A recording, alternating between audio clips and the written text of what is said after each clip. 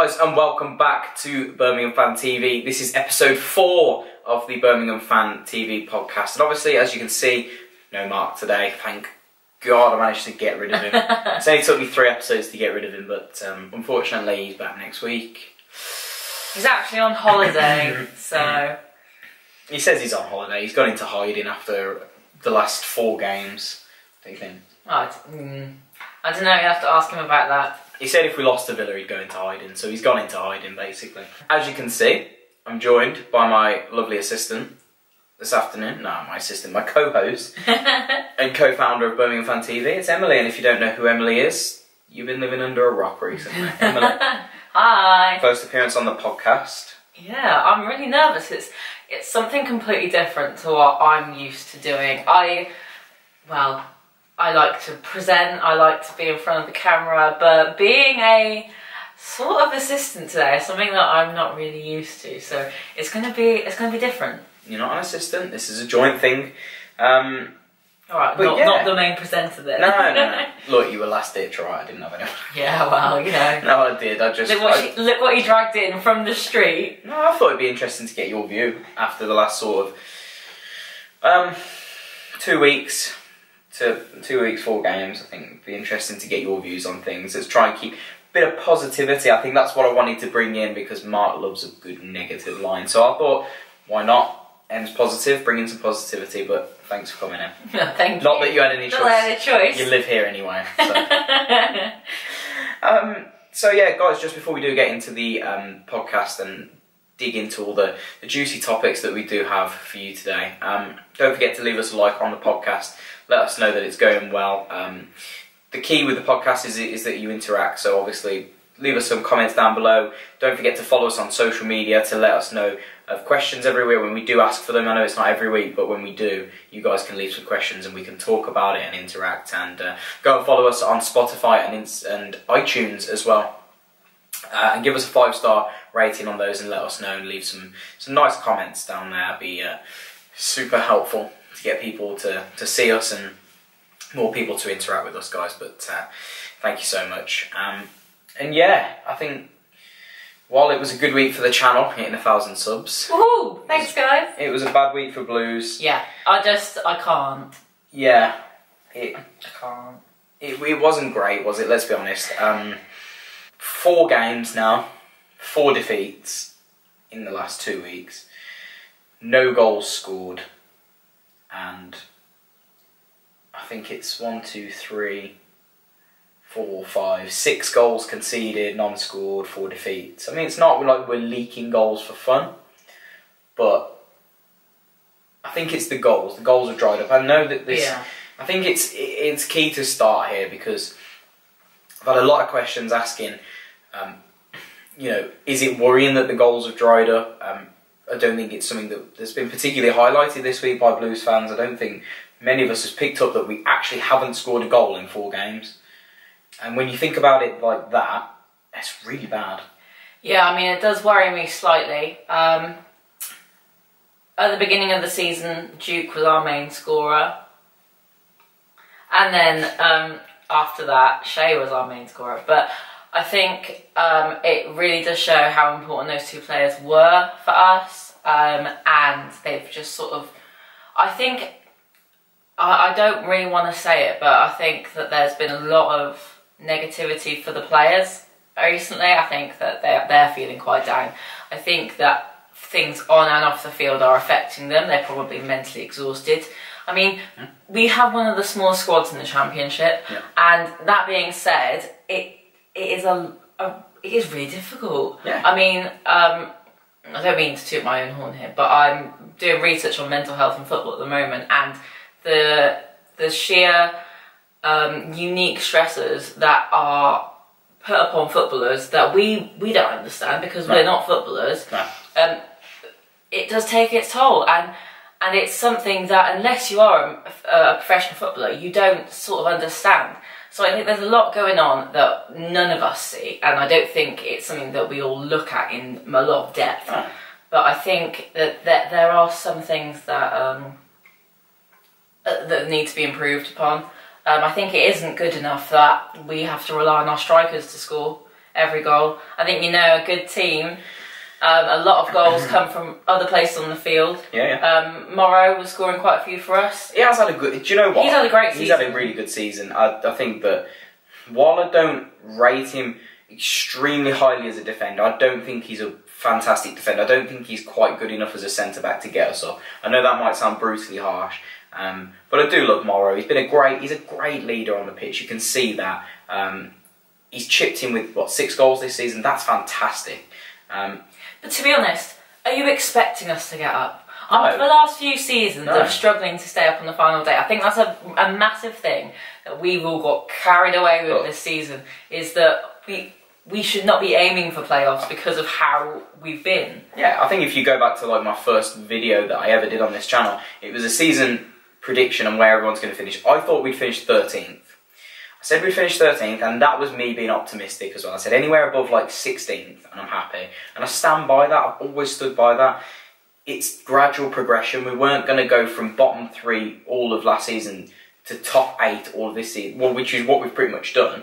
That's a phenomenal turnaround. Yeah. Look, I know we sat here in the car against Ipswich, against Preston, and said he should have made this sub, he should have made that sub. We do that because it's constructive analysis of the game. You've got to look at it from that standpoint, because you've got to look at, you know, what if and where we could have improved. But it's not putting Monk and the players in the firing line. No, we don't want to do that. We like to never want to do that. Yeah, we're not trying to create some witch hunt, which we feel like some people might get the wrong end of, but it's not about that. I think we like to analyse things and see things in a slightly different light. I think we like to... sponsored by KFC. Can I just say that, like, as of recording this, it's mine and Emily's 2-year anniversary today. Oh. So you can wish us happy anniversary in the comment section, or you can tell us to go away, you sad losers. But what a delightful treat. She gets a KFC and a podcast filming for her anniversary. So after a day at work. After a day at work, so, you know, yeah. Yeah, no, I think on our channel we like to analyse things in a slightly different way. I think there's a lot of description about Blues, but I like to think we go a little bit more in depth, understand different standpoints, understand different ways of thinking.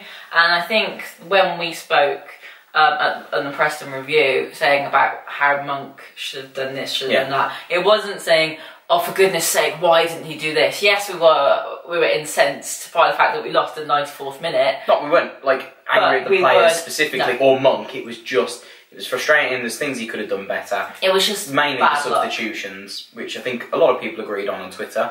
Monk's substitutions were questionable that day. They haven't been great all season, but it's just to point out the fact that this is where he can improve. He's a young manager. He's going to improve. He's got lots of time to improve, and he will continue to do that the more he develops, but he needs to work on his substitutions. But back to the point I wanted to make, and I'm glad you brought it up.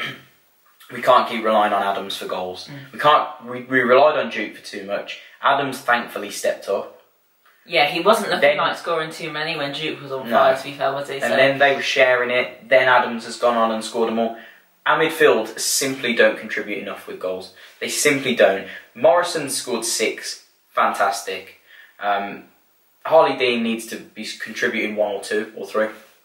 I think he's got 1 this season. He needs more than that. There definitely needs to be more goals coming from the likes of Magoma, Hotter especially. Hotter, massively. In Rabti, I'm just I don't think he's had enough of a run in. No, I think that it's unfair to be like he should be scoring goals straight away, because he shouldn't be. And Mahoney, to be fair to him, he's in and out of the team, so I don't think it's fair to say definitely Mahoney needs to be in on it. And Vassell as well. I think he hasn't had enough of a run in, but the way we play, the 2 holding midfielders, I don't expect too much from them. A couple more goals here and there would have been nice.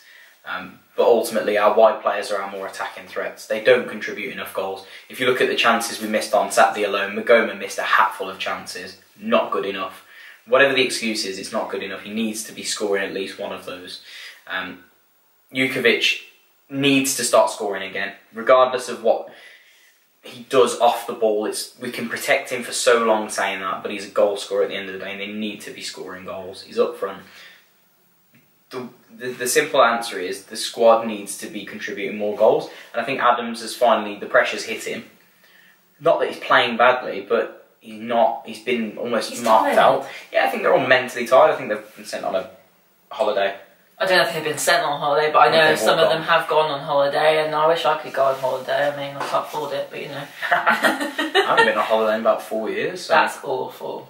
Yeah, but you know, look, it's worrying. And 4 defeats, I think it's the goals that worry me more than the defeats. Defeats we can take. We've played some difficult away games, i.e. Hull and Preston, both really difficult away games. And Villa was always going to be a tough home game. And Millwall, even that, I know on paper we should have won. No, I was really disappointed with Millwall. Yeah, that was the only disappointing performance. I was gutted against Millwall because I watched the team and it just, and I know it's not the case, but it just looked like it was under Steve Cottrell. It just looked like that.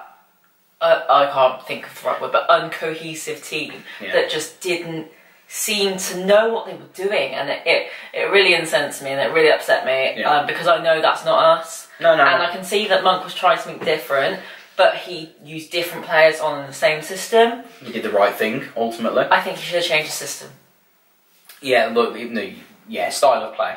Yeah. It was wrong, but that again, learning curves for the manager. I think. I think it's his first full season in charge of us. I think it's important to let him have some time. I mean, the real critics come next season. Well, managers in this day and age in football, they just get chopped and changed so quickly. I think it's really important, especially seeing as everything that's going on in our football club at the moment. We need to definitely. Don Wren smashing up. Oh, for God, I don't even want to talk about him. He can just go away because that is so embarrassing. As a professional, I mean, like, to take away from the fact that we're like football hooligans and that. As a professional, that club. Yeah, as a professional, it's awful. In any other line of work, he'd be out the door. Yeah. So I don't understand why it's different in football, because if he's going to run our club or help run our club and be our representative to other people in other professional standpoints, and he is the person leading us, get him out, because it's embarrassing. I get he's passionate. I get that he's passionate, and then there's kicking stuff about which isn't his property. No. But that's just my personal opinion, because that's the way I was brought up. Absolutely.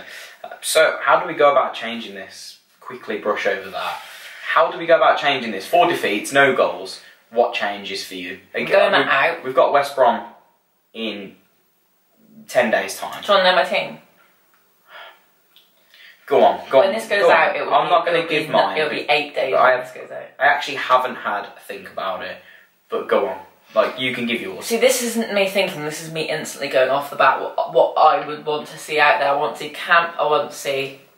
Colin might be back. Colin should be fit, apparently. Right then. I will have Colin, Dean, Morrow and Harding.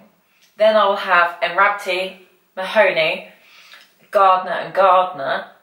And then I'll have... See, this is my point. This is the thing I've been thinking about. I'm thinking, do we completely change and we play 5 in the midfield and have Shea Alone as a striker? Just to switch things up a bit, because I feel like we're playing such a flat system at the moment that we are so... Teams can read us straight away and teams know what our game plan is now, and I think it's got to the point in the season where, okay, we're not going to get promoted. If we get a points deduction, which we might do, we might get relegated, but we also might not. I think we're going to... a little bit too far out. I think we're going to end up being mid-table, so why not try stuff? Why not try something different? Play a 4-5-1, or I quite like a 3-5-2, but I would like to see Shea on his own, or Duke on his own, or I'd like to see Vass on his own, because I think that would be really tricky. However, I think Vass needs more time. I think I'd like to see Vass. I'd like to see Vass play more in the under-23s for a bit, because I know you've had your ACL snapped twice. And you always say to me... This keeps getting brought up in every podcast. It needs to stop being brought up now. It's true. You say to me about the confidence. Yeah, it's a mental thing. Yeah, I don't think Vass has enough confidence, personally, to be going out there and going for it, because I think he's scared of hurting himself again. Yeah, I think he is. I see it in him. I watch the way he runs. I watch the way he moves. I see the fear. And I would fear it. It's a painful one, but... It is what it is. I think I don't trust the 3-5-2. I don't think we've got the players to implement the system, and I don't think our players are intelligent enough. Again, with no disrespect, to play a system that complex. I really don't. I think that's where I trust them a bit more than you do. When you've been watching Blues as long as me.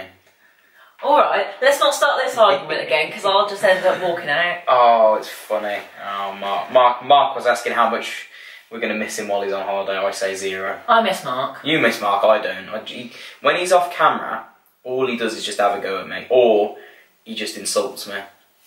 And calls me Jimbo. Don't call me Jimbo, people. I love Mark, honestly. Having Mark around to these podcasts is so enjoyable. You guys probably don't know, but I sit in the corner, like editing and just doing stuff, and I just sit and listen to these two, and it's so enjoyable. So like, I hope you guys enjoy it as much as I do editing it. So I enjoy it. I listen to myself on the podcast when they go out, and then my drive to work, I like end up putting myself on. That's really bad, isn't it? That's really vain. Even I don't do that, and I am vain. No, it's not for myself. I like to go back over Self-critique. Self-critique. So let us know down below what we should critique ourselves on. And don't say his beard, because he'll get touchy. No, this is going. I'm just been that busy with uni work that I haven't had time to shave. That's my excuse. I haven't had time with uni work. Put a positive spin on this. I'm always positive. The last 4 games, the Preston Flag Day was awesome. Yeah, it was. What a great idea, and credit to, I think it was Routley's and whoever else organised the day. Really well done. We shared it on our Facebook page. Really well done, yeah. I think not only to encourage fans to get there, we took the whole end. Well done, Blues fans. The atmosphere wasn't at its best. It was okay, but I think just the sentiment of the day was nice. I think it was really, really lovely. Actually. Yeah, it was really good. Yeah. I mean, and we were well behaved, as we always are everywhere else. I think it would have been really disrespectful to not have been well behaved on that day, because I think a lot of us know Blues fans that have passed, or we have Blues family members that have passed, or something like that. So I think it wasn't.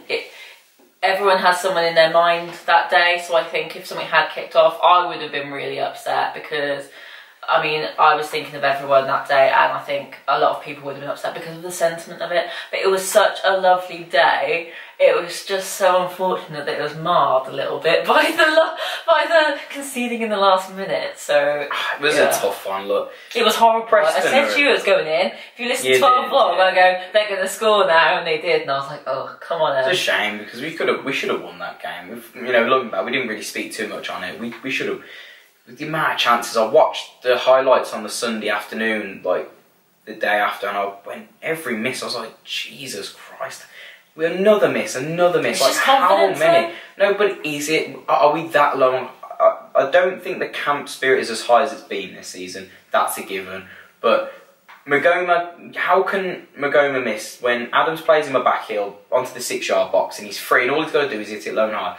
How can you justify him smashing it wide like that? How can you legislate for Jukovic tripping over 2 yards out? I don't think that's confidence. I think Magoma's might be a lack of concentration, and Jukovic was maybe tired legs, maybe. I don't know. I mean, I don't like to criticise the players. It didn't go in for us. No, it didn't, and I think it's a mix of mental and physical exhaustion and just bad luck. And when you have a negative mindset on things, negative things happen. Yeah. So I think it's our players are struggling at the moment, and it's coming out in their style of play. We just need to keep being positive, because you know what? If we don't concede, that's a positive. Yeah, I think that was the aim. Yeah, I think on Saturday was to try and at least keep a clean sheet and we'd get a point. Well, that's at least what it looked like when Monk took off Mahoney. But was it because he brought on Hotter, who's not exactly a defensive player? No, I'm not even going to talk about Hotter at the moment, because it's frustrating everyone at the moment. Because I think he's such a disappointment. No, I don't think he is. I think he is. At times he runs us. At times he's the conductor. Okay, about to our 3 orchestra. games a season he is. I think more than that. I just think that when he's bad, he's really bad, and you don't want him anywhere near the pitch. But when he's good, he's unplayable. But do you want someone like that in a team? I just think he's low on confidence. I think he's really low on confidence to me. I watch the way he moves about the pitch, and if you watch him compared to when he was playing against like Stoke like around Christmas time, when confidence was at an ultimate high, And do you remember the times before Christmas when Hotter was injured and he was out and people were begging for him back? Yeah, but then... Look, shouldn't have took Mahoney off on Saturday. Shouldn't have brought Hotter on. But ultimately, I think, while Hotter is a frustrating player, at times we're better with him in. Look, that's just me. We're all allowed different opinions. So, for the rest of the season, what's the expectation?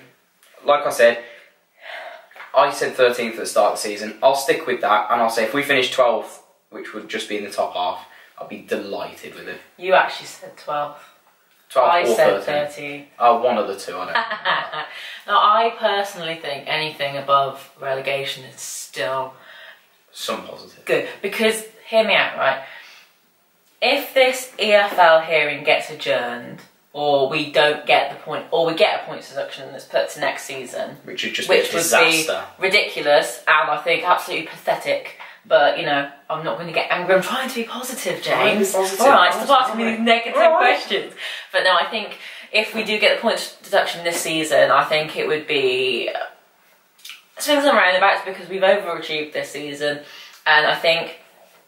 Excuse me. I have to edit that out because I keep burping.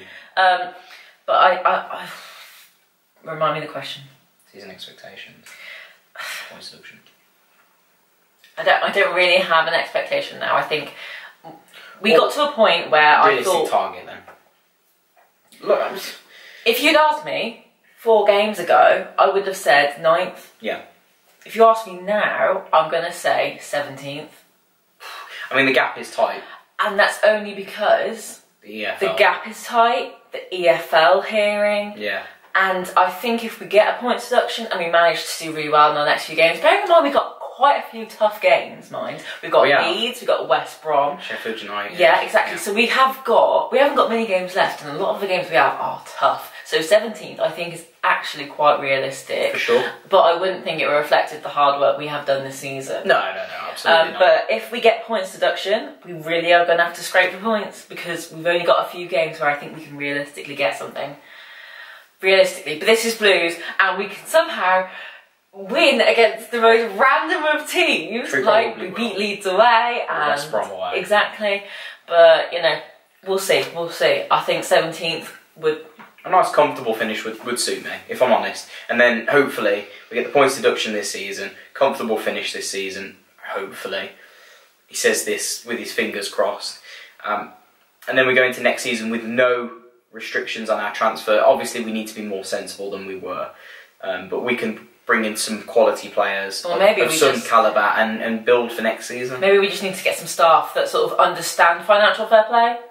Because I don't think the staff that I think personally, like, you remember, obviously I wasn't making the channel back then, but when Darren Dean and Jeff Vertrain, the first couple of games of the season, how many times did I say to you, our problem is with those two? Yeah. Our problem is with those two. I kept saying it, get rid of Dean, get rid of Vertrain, get rid of Dean, get rid of Vertrain. I said, Vertrain's brought in Ndoye, and as much as he's a cult hero for just being as bad as he is, he was the one who signed him. Darren Dean is as dodgy as you like. I think if you remember, I put a tweet out, I think it was about the November time of Cottrell being in charge, and I said there must be something wrong higher up or behind the scenes for like managers such as like Zola, Rowett and Cottrell to not be doing so well in Redknapp, and I got absolutely hammered for it. for not being a Blues fan for my whole life. But I think that was the point I was trying to make then, is that there were bad eggs behind the scenes. And yes, okay, Cottrell was bad. Yeah, Zola wasn't great. Awful. Rowett was okay. Average. And Redknapp was... Didn't get enough. So I think, looking at that, you sort of got like average managers, and then the backroom staff were just awful. But now our backroom staff are a bit better, so we're doing better. So maybe, I mean, it's a combination of good manager and good backroom staff, apart from people kicking down doors and stuff. Whatever went on there, it's just paper talk. We don't even know. No, but look, it is what it is. I've got to pose this one to you. Mid-table, obscurity, mid-table safety with no issues. Let's say we finish like 15th. Mid-table obscurity, so a comfortable 15th place finish, nice and boring. Or last day survival, we survive again on the last day. I've got really bad anxiety, so I think it might kill me if I have to go through that again. I've seen a load of people saying bring on a last day relegation fight. Would you rather have that or that easy sort of 15th finish this season? I don't know. When I say survival, I mean we do survive on the last day. I know it's easier said than done, but would you rather it go down to that? Does the club get more money from the league if we finish higher up? Yeah. Well, then I'll take that. Yeah, I would. And I'm not trying to be boring, but I just think for what we've gone through and everything, I think the money we could, if Adams goes in the summer, any money that we get would be beneficial to put towards a stronger striker. No, but it's something. So obviously, we're going to get into a few Twitter questions now. My favourite. I think this is the idea of the podcast this week, because obviously with the international break, there's not much to talk about apart from England. We're going to watch England on Friday night, so yeah, thanks Charlie, sorting us out with that. Our mate. Makes a bit of. I mean, I'd rather be watching Adams than Harry Kane. I'd rather be watching Djokovic than Harry Kane, but that's But different kettle of fish, yeah. You know. Do you know Harry Kane was supposed to be a one-season wonder? I remember that. I think my old man said that. Yeah, proves you wrong. We got some really good questions this week. I was really happy with them. I'm going to start with the Instagram ones, actually, because I say some of the better ones came on Twitter. They did and they didn't. We'll get through them all, hopefully. I'm going to ask Mark. I'm going to say Mark's first because he's asked me a question on Twitter and on Instagram and he needs to stop bothering me. And on his Instagram he's put, who's the best looking Bftv presenter? Pick wisely. You always say I have a thing for gingers, so I'll go for Mark. Oh, you're horrible to me. You're evil to me. Love you, Mark. No, you're both beautiful. Keep digging. You're both beautiful. Keep What's digging. wrong with that? Keep digging. Swear. She's walking home. Thankfully, it's only a mile from our studio, so she knows. She knows. In a few weeks' time, we'll have to walk out the door. Moving swiftly on. Why are the EFL trying to make an example by punishing Blues? I think I can pick up on that one. I think that obviously with Blues fans being Blues fans, we're obviously going to go, you know, screw you EFL. You know, you make an example of them. While they are, and I don't agree with it, we did also stick a middle finger up to the EFL by them saying, don't spend, keep it under wraps, you've got some things to sort out, we put you under a soft embargo, as were, I think it was rumoured about 12 to 13 other teams were under a soft embargo this summer, which means you limit your spending, don't go and spend anything until we can sort an agreement out, then you can go and spend. And Blues were the only team to go, stuff you EFL, we're going to go and sign Pedersen. And they signed him and announced it, and that really annoyed them. They were already annoyed because our spending, obviously, someone that's doing it for their dissertation, I've been through our accounts, I've also been through a few other teams and they're not great either, but ours are a joke. Like, the amount of loss we made is beyond a joke, and you can see why we've been punished. But look, do I agree with the way that they're making an example of us? Making us wait, I think more than anything, has hindered us, our season. It's been horrible. It keeps getting delayed and delayed and delayed. That's bad. The EFL should hang their heads in shame. They should hang their heads in shame anyway, the way they've handled the situation. This thing should have been sorted by Christmas.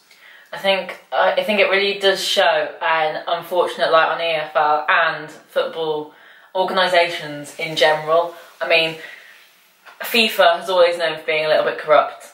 But I don't think that did a project on that. I don't think the EFL corrupt. I just think that the way they're run is horrendous.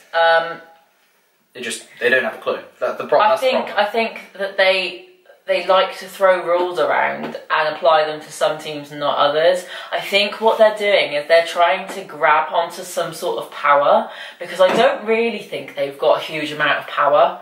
Not compared to the Premier League. They have to go through different courts to be able to enforce these sort of things, whereas the Premier League has a lot more to play with. The Premier League are the Premier League. The Championship hasn't got that sort of status. Well, it's the EFL, isn't it? You know. Well, exactly.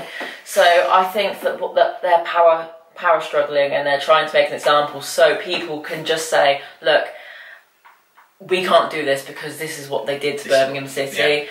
But they're making an example of us to try and make themselves look like a powerful organisation. But at the same time, they're messing around and they're also making they're doing it the wrong way. Yeah, they're not doing it the right way. If they give us 12 points as well. They also let us sign Pedersen. So what they should have done is either let us sign Pedersen and scrap the whole thing, or don't let us sign Pedersen and stick a hard embargo on us, which doesn't let us sign for 12 months.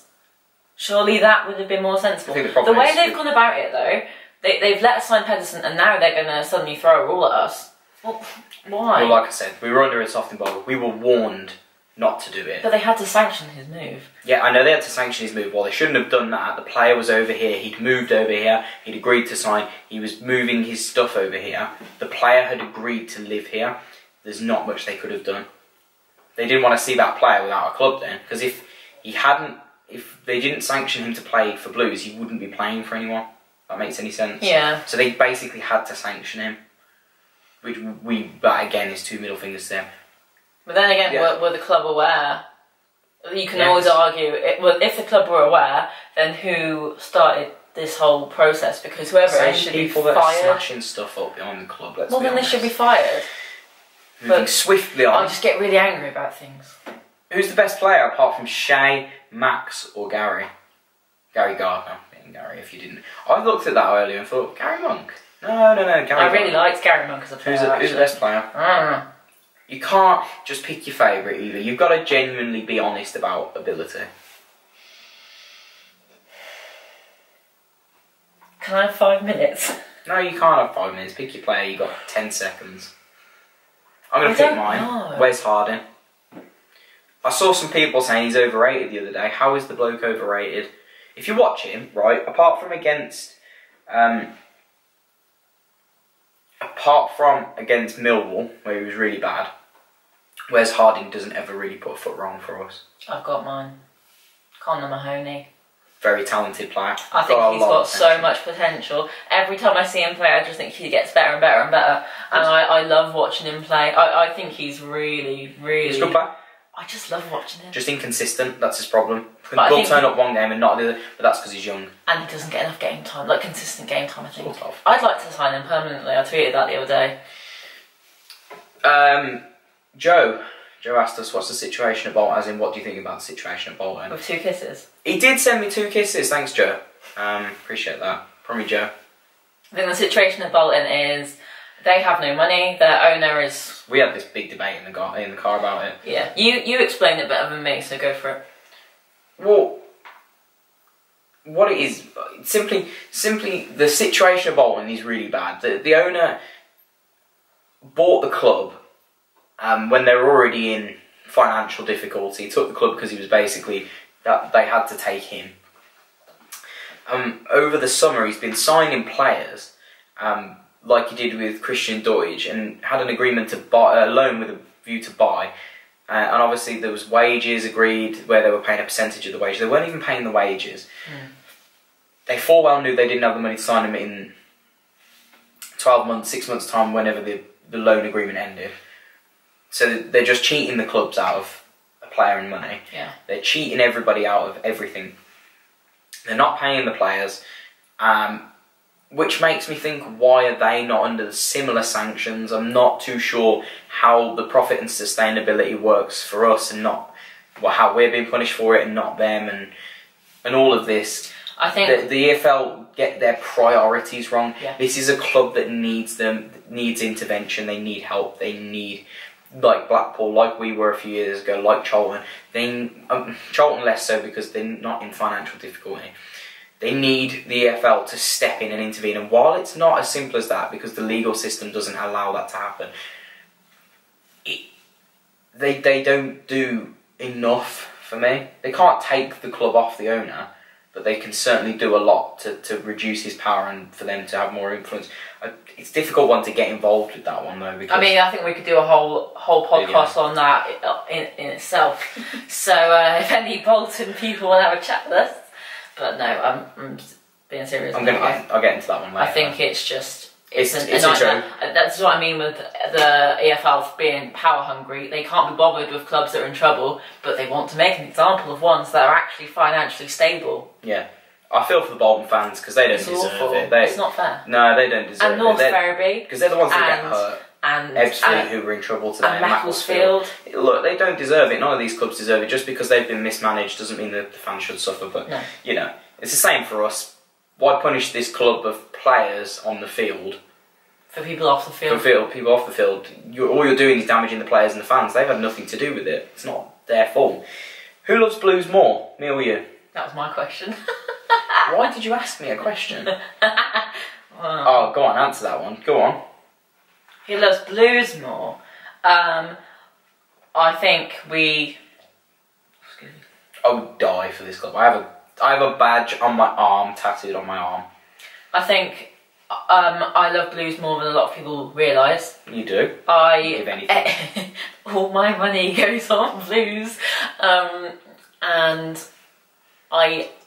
there's a whole reason why I moved up here, and it wasn't just for you. I moved up here because she says. Because I love the area. I love the club. And when first time I went to watch Blues was against Derby, nearly 2 years ago in April. So it wasn't that long ago. I literally fell in love with the club straight away, and I was very confused for a few months, and then it was a great game that was. 98th minute defeat. You thought Preston was bad.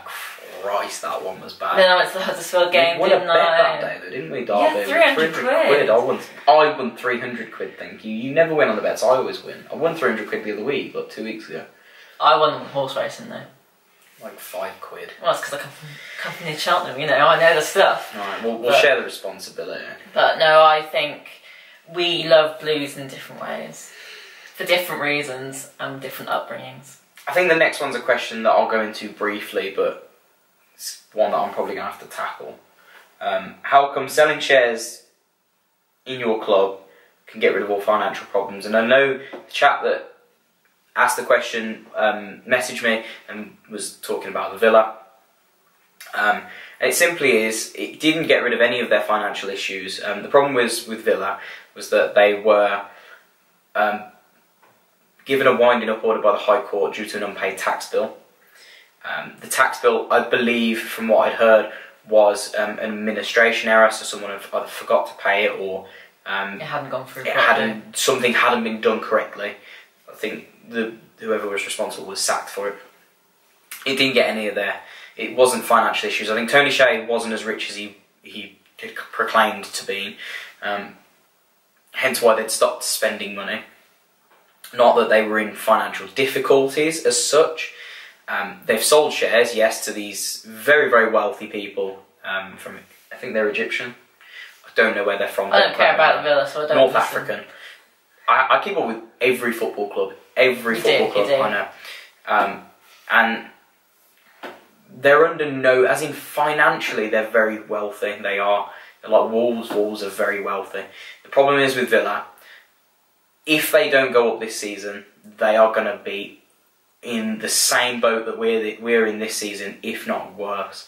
Because the amount of money they've spent, the parachute payments end this summer, TV money and all that is reducing as we speak.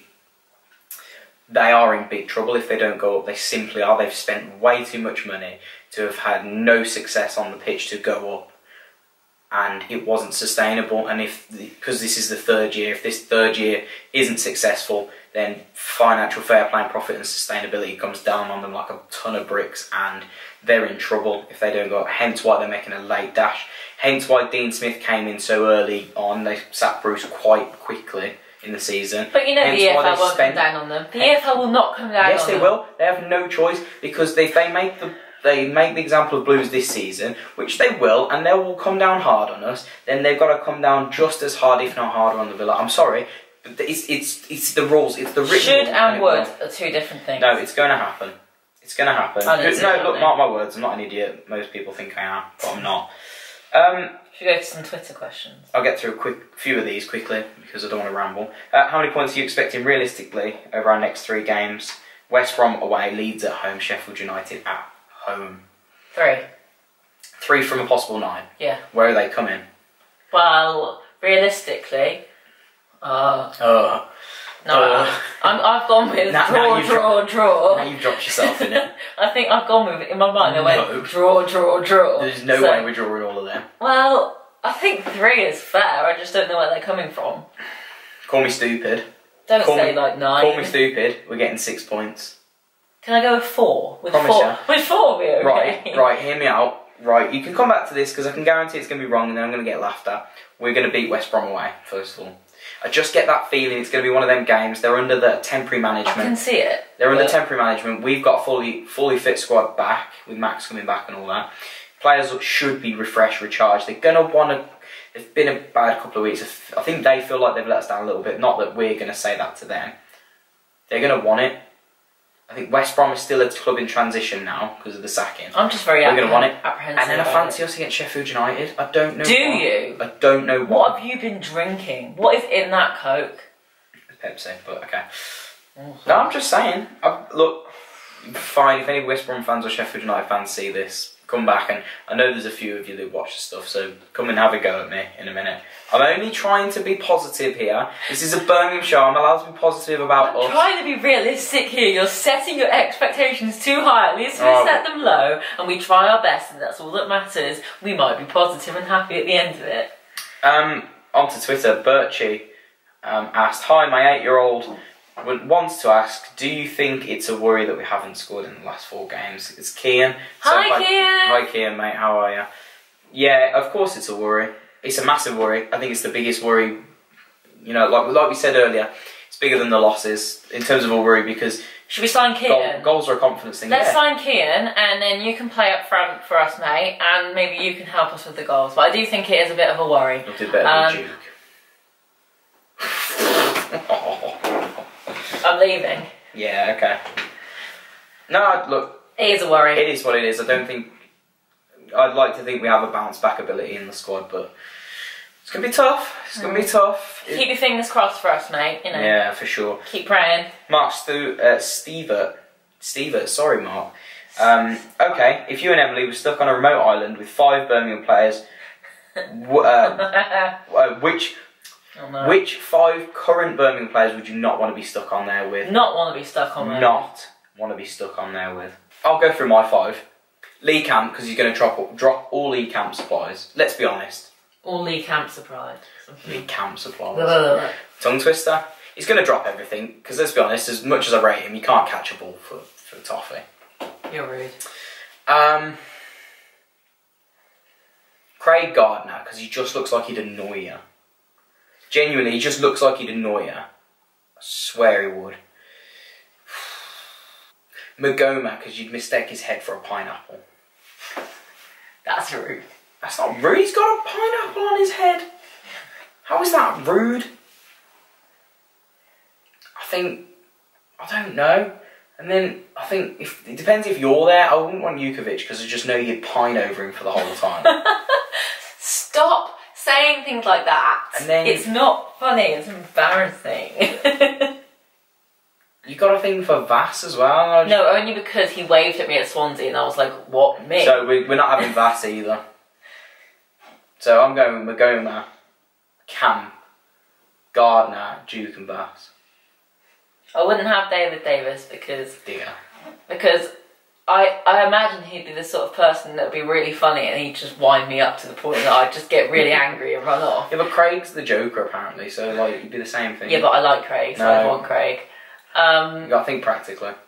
I wouldn't want Harley Dean because I imagine the same thing. I just all the jokesters because when I get in a grump, I don't want to be like annoyed. So nobody talks to her. Yeah. I wouldn't want. I don't know. That's really tough because I like all of our players. No, you gotta pick 5. You got 2. Hotter and Max, only because if they try and speak about me behind my back, I know what you're saying. So I wouldn't want them for that reason. One more. I don't know. I'm really struggling. I'm trying to.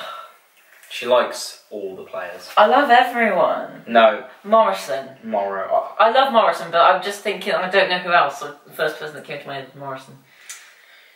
I like Morrison as well. Poor showing from you. I know, I wouldn't want to not have... I would want everyone on the island with me. You're weird, man. You're so weird. I love everyone. I'm such a loving person. I think a lot of these questions have been aimed to wind Em up tonight. Can the question of why Craig Gardner is still featuring the team be mentioned just to another? Right, Lee, I saw that. Right, I think that people are really harsh on Craig because, bearing in mind, when he first played for Blues, he was something else. He was like a completely different player. Back in the day. You've got to remember that he's now pushing on the wrong side of 30. Yeah. He is a different player. He doesn't get played as much. He's not the player he was, and I see him for Craig Gardner, the passionate, experienced player that when he comes on he can make a difference, but I'm not sure whether I think he's more of a squad rotation player rather than sort of like an impact sub or a starting 11 player. But I think there's nothing wrong with having him there because he is Blues, he epitomises Blues, he has the passion, he has the drive, he has the motivation, and he sounds hilarious. I'm so sorry, Lee, that I'm not getting wound up. We're going to do a couple more questions. We just got Keith for Craig. Yes. And play the brothers together. Yes. As personally, they play better together than apart. Yes. Thanks, Bastian. Do you know what? It's a tough one because I've been calling for Craig to come in for a few games now. But I've been calling for Craig to come in ever since the Blackburn game. But Gary and Kiftembeld at the weekend, Kiftembeld especially, was a monster. He was so good. You couldn't drop him. You couldn't drop either of them after the weekend. The only thing that lacked was a finishing touch, and that's simple as. I usually would call for Craig, but at the minute I can't, so no. For me, no, but I'd like to see him and Keith. I think Craig will go in the summer, personally. But that'll get us on to our last question. But Chris said, what's Monk's loyalty to Magoma all about? Mahoney looked our biggest threat at the weekend and was dragged off. Numerous occasions this season, Mags has been below par and looks to be replaced and ends up staying on. Very odd. I think it's a good question. I completely agree. I do see that. I completely agree with you. And I don't understand why Magoma's playing all the time when actually Mahoney seems to be a lot better. But I don't get it. Is there something in his contract saying that he has to play a certain amount of games or what? Because I think a lot of us just don't understand. I think I'd answer that one simply from the only thing I can see as being the only reason is that defensively Magoma offers us a lot more than Mahoney. Does he? Yes, he does. And I think that the defensive structure of the team is imperative the way Monk plays, and he likes that pace and strength, especially that Magoma brings that Mahoney doesn't. I think that's why. I think if the way you view a game, it depends on person to person. And the way I see it, I think I've always said to you, attack is the best one with defence. Well, I would like to have more attacking player on. This is why Monk favours him. I'm telling you, this is why he favours him. Exactly. And Monk likes a different style of game to what I would personally like. I'm not disagreeing. So. Mahoney should start the next game as well. Yeah. He should start against West Brom. And at the minute, he looks like our best winger, but I think that's why he favours him, is because of the defensive side of the game. He likes to keep it solid. And I think on Saturday, he didn't want to lose that defensive side of it. So it didn't make any sense to me either, but we all booed. I don't think me and you, we didn't boo. Well, we didn't boo, we just stood there like, what is going on? I think the final question to round this podcast off, and it's going to be quite a big one. If you were Monk, who would you both offload in the summer if you were allowed to replace them? So you just forget about who you're going to replace them with, because that's a different question. Who would you get rid of? Let's go through the 18, I would say. I'll go through mine quickly. Camp, keep, but try and get as a backup now. Try and get in the first team. Harding, keep. Dean, keep.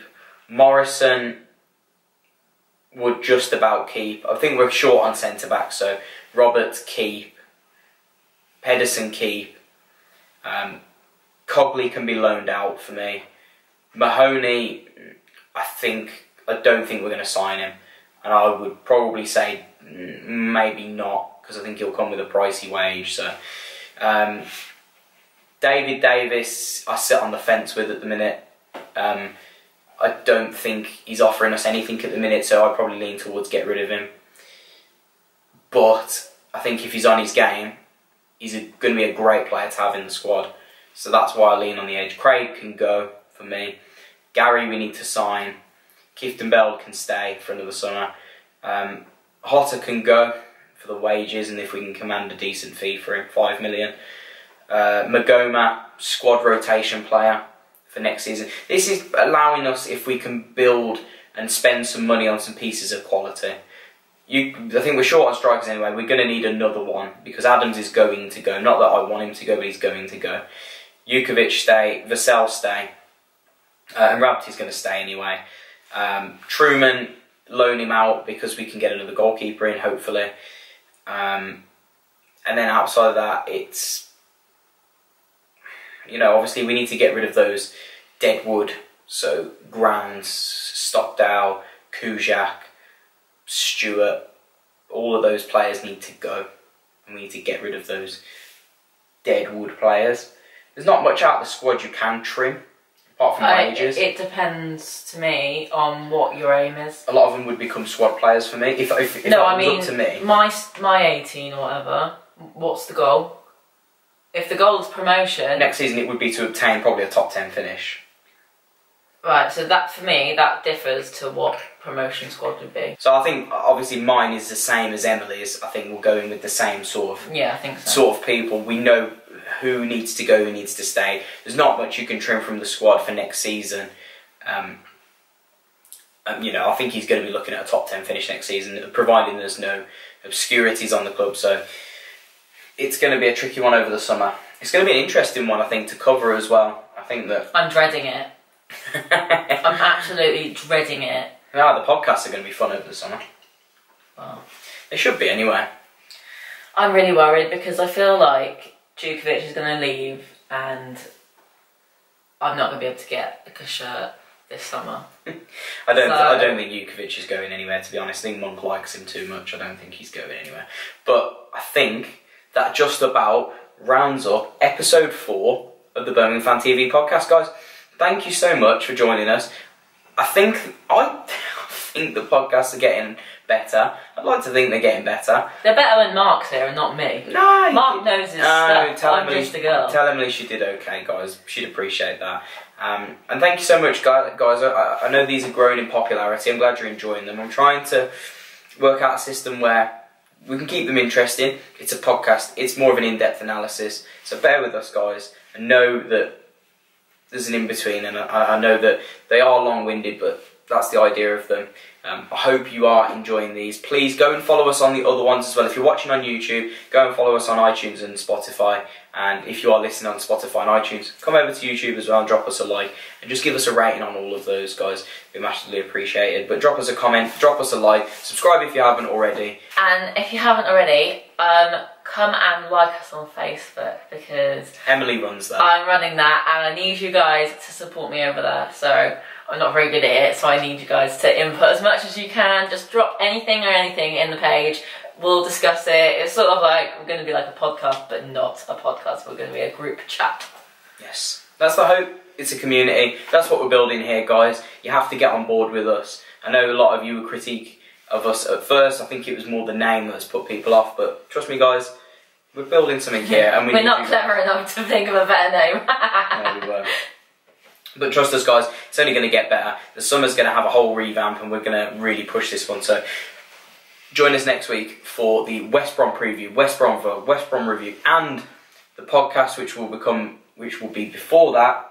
There's Marky Mark. Mark's back, so get your questions in for next week, guys. But thank you so much for joining us, and we will see you next week with what is to be a final and busy quarter of the season, guys. Keep right on. Keep right on.